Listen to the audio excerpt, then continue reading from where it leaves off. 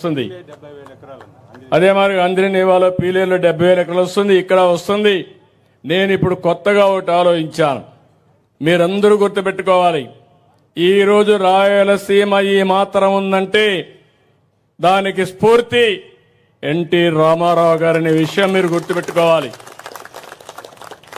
మీకు కావాల్సింది కులాలు, మతాలు, ప్రాంతాలు కాదు. ఎవరు న్యాయం చేశారు, ఎవరు ఈ ప్రాంతానికి ముందు చూపుతో ఆలోచించారు, ఎవరి వల్ల మనం అందరం బాగుపడ్డాం, ఏ పార్టీ వల్ల లాభం వచ్చిందో మీరు ఆలోచించుకుంటే ఒక్కరు కూడా రాయలసీమలో వేరే పార్టీకి ఓటేరు, అందరూ తెలుగుదేశం పార్టీకే ఓటేస్తారు.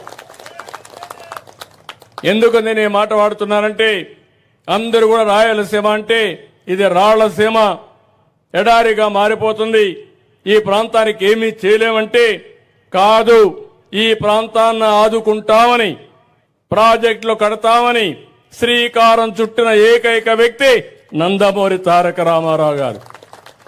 ఆ రోజు ప్రాజెక్టులు ప్రారంభించారు. అక్కడి నుంచి పట్టుదలగా నేను ముందుకు పోయాను. 5 సంవత్సరాలు 14-19లో మీరు చూస్తే 64,000 కోట్ల రూపాయలు ఖర్చు పెట్టి ఇరిగేషన్ ప్రాజెక్టులన్నీ పరిగెత్తిచ్చాను. బ్రహ్మాండంగా పనిచేశాం.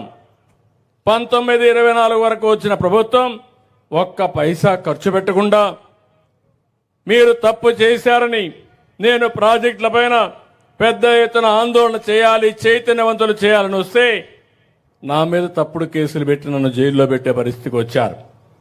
కానీ ఈరోజు మళ్లీ చెప్తున్నాను, పోలవరాన్ని గోదావరిలో ముంచేశారు, డయాఫామ్ వాళ్ళు పోగొట్టే పరిస్థితికి వచ్చారు. 400 కోట్ల రూపాయలతో పనిచేస్తే మళ్లీ ప్యారలల్ గా ఆ కాలువని డయాఫామ్ వాళ్ళు కొత్తగా నిర్మాణం చేయాలి. దీనికి 1000 కోట్లు అవుతా ఉంది.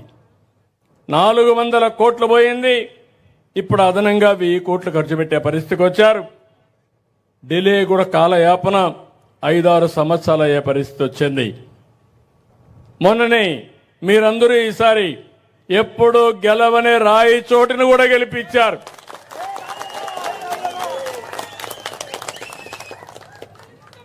ఎప్పుడైతే మీరు ఆ విధంగా గెలిపించారో దానివల్ల ఢిల్లీలో కూడా మన గౌరవం పెరిగింది.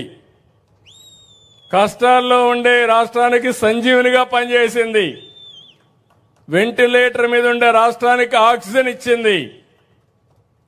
అందుకే ఈరోజు గర్వంగా చెప్తున్నా, పోలవరానికి 12,000 కోట్ల రూపాయలు శాంక్షన్ చేశాం. 2027కు పూర్తి అవుతుంది. ఒకప్పుడు హైదరాబాద్ అభివృద్ధి చేశాను, అమరావతికి శ్రీకారం చుట్టాను. హైదరాబాద్లో భూమి ఉంది, అమరావతిలో ప్రైవేటు భూమి ఉంది. నేను ఒక పిలిపిస్తే నన్ను నమ్మి 55,000 ఎకరాలు రైతులు ల్యాండ్ పోలింగ్ లో ఒక్క పైసా తీసుకోకుండా ఇచ్చారంటే అది నమ్మకం. నేను అందుకే మిమ్మల్ని కూడా కోరుతున్నాను.